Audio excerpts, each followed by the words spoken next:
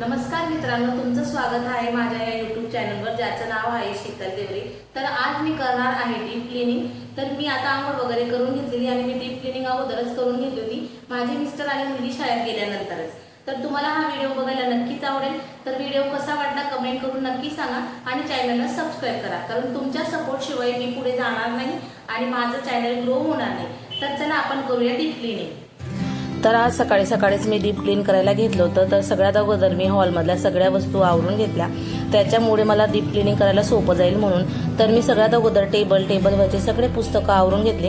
हे पुस्तकं माझ्या बचत गटाचे असतात, जे मी नेहमी भरत असते। रिकाम्या वेळामध्ये काहीतरी 2 पैसे कमवता आले पाहिजे म्हणून हे काम असतं, नुसतं घरी बसून रिकामं बसण्यापेक्षा। तर मग मी हे सगळे पुस्तकं उचलून थोडे थोडे तिकडच्या बेडरूममध्ये ठेवले, कारण मला डीप क्लीन करायचं होतं म्हणून हॉल मोकळा राहिल्यावर खूप छान क्लिनिंग करता येते। त्याच्यामुळे मी सगळ्या वस्तू का तिकडून काढून मधल्या रूममध्ये ठेवत होती। त्यानंतर मग मी लगेच डीप क्लीन करायला घेतलं। सगळ्यात अगोदर मी खिडकीची पासून सुरुवात केली, कारण खिडकीमध्ये खूप घाण जमा झाली होती। मग मी खिडकी साफ करायला घेतली, तिला चांगली पुसून घेतली, झटकून घेतली। त्यानंतर मग मी भिंतीवरचं धूळ सुद्धा काढून घेतली, पूर्ण जाडं सुद्धा घेऊन घेतलं। आणि फॅनवर बघा किती घाण जमा झाली होती, कारण आम्ही आल्यानंतर इकडे फॅन जोडल्यानंतर मी फॅनच साफ केला नव्हता। त्याच्यानंतर मग मी लगेच कपड्याने फॅन सुद्धा साफ करून घेतला, त्याच्यावरची सगळी धूळ काढून घेतली।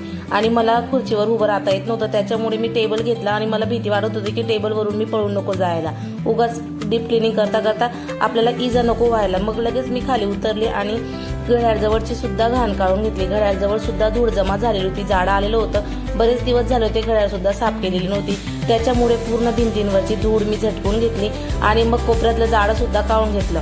तर कोपऱ्यातलं जाडं काढण्यासाठी मी हा पाईप यूज केलेला आहे, खूप छान जाळा निघतं याच्याने, आणि तो इथूनच घेतलेला होता। त्याच्यानंतर मग मी पूर्ण भिंतींवरची धूळ जमा केली। पांढरी भिंत असल्यामुळे त्यांच्यावर खूप माती जमा झालेली होती। त्यानंतर मग मी कपाट सुद्धा साफ करायला घेतलं।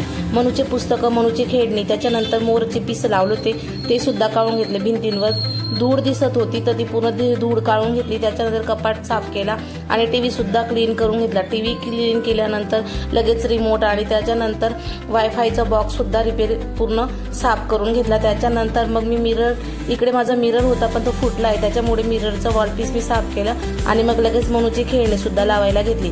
त्यासोबत मनूच्या पप्पांच्या ट्रॉफी आणि मनूच्या पप्पांना भेटलेल्या भेटवस्तू शाळेतून त्या सुद्धा मी तिकडे कपाटात लावून घेतल्या, कारण यावेळेस मी पुस्तकं कमी ठेवणार होती। त्याच्यानंतर मग मी नवीन घेतलेल्या पुस्तकं सुद्धा तिकडे सेट करून घेतले, पुस्तकं लावून घेतले। आणि पुस्तकं लावल्यानंतरच जुने जे पुस्तक होते मी ते दुसऱ्या बाजूला म्हणजे बेडरूममध्ये सेट करणार होती। तर मी पुस्तकं सगळे तिकडे नेऊन घेतले।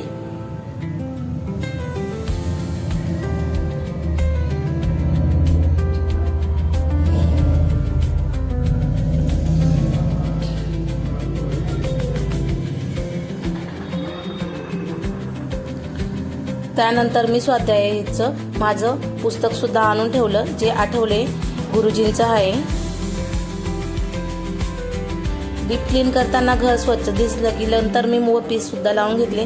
डीप क्लीन करत असताना खूप छान वाटलं, कारण जसं रूम छान स्वाप होत होता तसं मला बरं वाटत होतं। त्याच्यानंतर मग मी धूळ पडली होती बेडशीटवर आणि उशीचे कवर सुद्धा काढून घेतले आणि चादर सुद्धा उचलून घेतली आणि मग पूर्ण बेड क्लीन करून घेतला पूर्ण। त्यानंतर लगेच मी पूर्ण घरामध्ये घाण झाली होती ती घाण झाडून घेतली। तर बघू शकता तुम्ही की पूर्ण डीप क्लीन केल्यानंतर पूर्ण धूळ काढल्यानंतर किती धूळ घरामध्ये जमा झाली होती, सगळं पूर्ण घर झाडून घेतलं। त्याच्यानंतर मग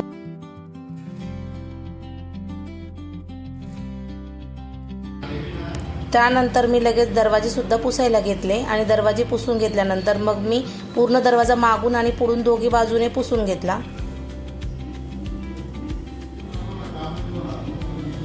बऱ्याच वेळेस काय होतं ना की आपण नेहमी डीप क्लीन करत नाही, त्याच्यामुळे धूळ साचलेली असते दरवाजावर आणि उंबरटावर सुद्धा। तर मग मी उंबरट सुद्धा पूर्ण पुसून घेतलं, खालून पण दरवाजा मी पूर्ण क्लीन करून घेतला, मागून सुद्धा पूर्ण दरवाजा क्लीन करून घेतला। या घरात आल्यानंतर माझी दुसऱ्यांदा ही डीप क्लिनिंग होते, कारण आली होती त्याच्यानंतर मी लगेच 1 महिन्याने केली होती आणि लगेच मग मी पोछा घेतला। माझ्याकडे मॉप नाही आहे, त्याच्यामुळे मी बकेटमध्येच पाणी घेते आणि हा जो पोचा आहे तो मी 250 रुपयाला विकत आणला आहे मॉलमधून. तर तिथून खूप छान आहे. याला हात लावायची, हाताने पिळायची अजिबात गरज नाही आहे. खूप पिळला का असं मस्त जोर लावून थोडासा पिळला का खूप छान पिळला जातो आणि घर खूप स्वच्छ निघतं. पूर्ण धूळ किंवा मग कचरा वगैरे असतो तो सुद्धा या मॉपमध्ये घेतला जातो. त्याच्यानंतर मग मी पूर्ण रूम क्लीन करून घेतला, पूर्ण रूम पुसून घेतला. बरीच धूळ जमा झाली होती ती पूर्ण क्लीन केली. त्याच्यानंतर बरेच डाग पडले होते ते सुद्धा पुसून घेतले आणि लगेच मग मी बेड सेट करायला घेतला. त्याच्यानंतर मी हे बेड सीट टाकून घेतलं कॉटवर. हे बेडशीट मी फक्त 200 रुपयाला घेतले. डबल बेडशीट आहे, तर याचे 2 भाग करून मी वापरते आणि हे बेडशीट माझ्या आईने माझ्यासाठी पाठवलं होतं. खूप छान क्वालिटी याची. त्याच्यानंतर तुम्ही बघू शकता की फायनली रूम कसा सेट झालेला आहे आणि किती क्लीन झालेला आहे. तर भेटूया नवीन ब्लॉगमध्ये.